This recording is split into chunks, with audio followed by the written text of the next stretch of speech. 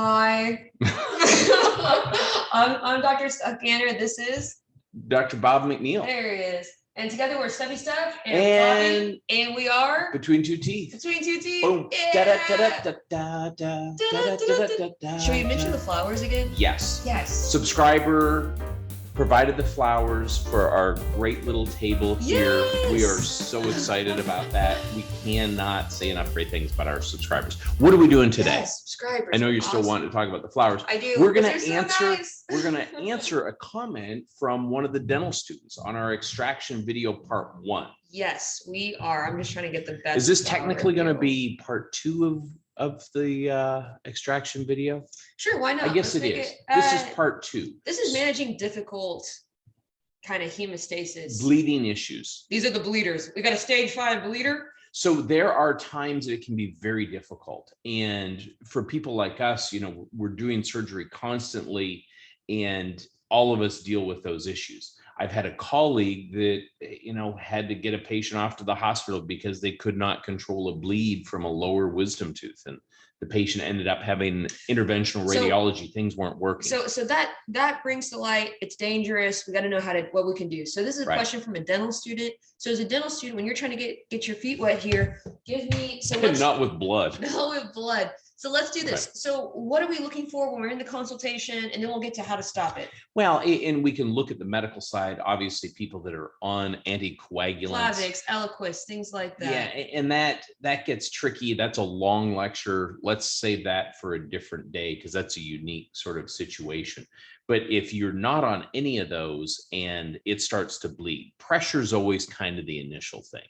Okay. Putting pressure on the area, having appropriate suction available.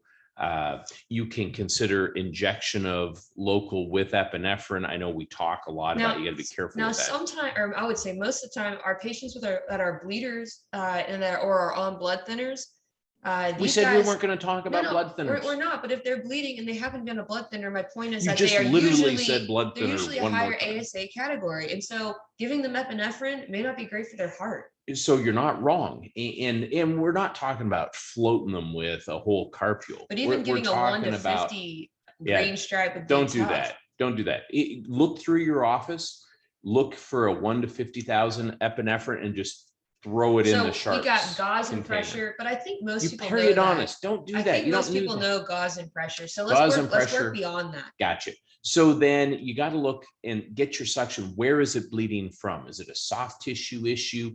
Is it a bone issue? So I'm going to stop you right there. That's probably the single most important thing is find out where it's coming from. Oh, and this is tough because when you're getting your first bad bleed, you'll get one. It's pucker time.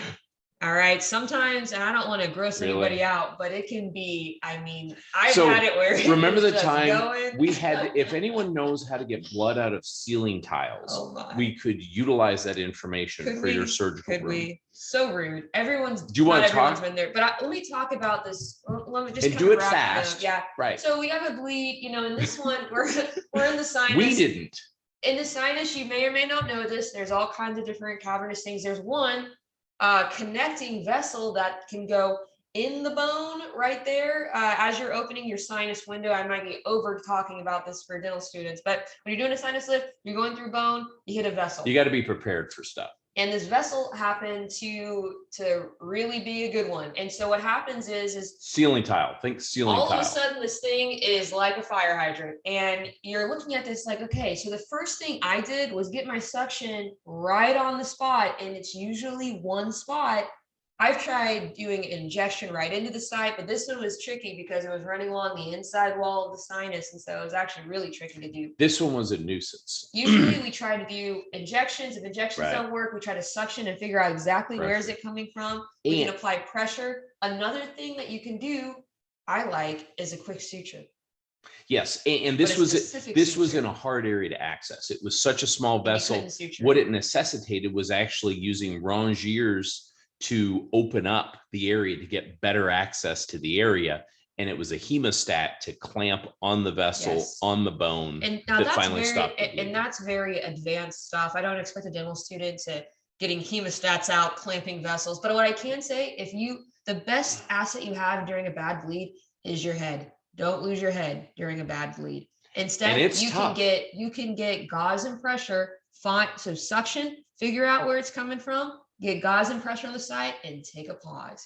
Think about what needs to happen next. If that's asking for help, are you teaching at the dental school right now? Yes. You can ask for help from a faculty member, or if you're out in private practice by yourself, take a minute and think. And here's what I would say. I like that you said that, and I would consider activating your emergency protocol.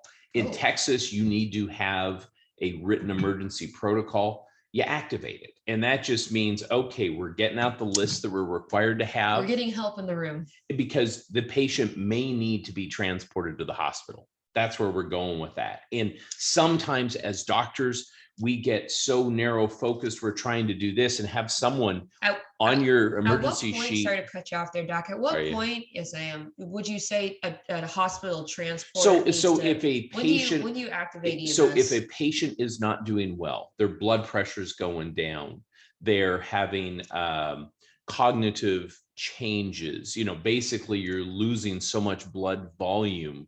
In dentistry, approximately when would that happen? Because even the Well, bad how often bleeds- do you do surgery?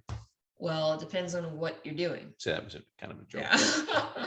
I would say I love that comment about being prepared to transport. That's a very extreme example, but it's good to know. And I love what you said about lower blood pressure. And keep a blood pressure off, on a cuff on. Right. And again, this goes back to thinking during. And you're looking at their heart rate, and your patient with the ceiling tile bleed was under local anesthetic and nitrous. So steady as a rock. Yeah.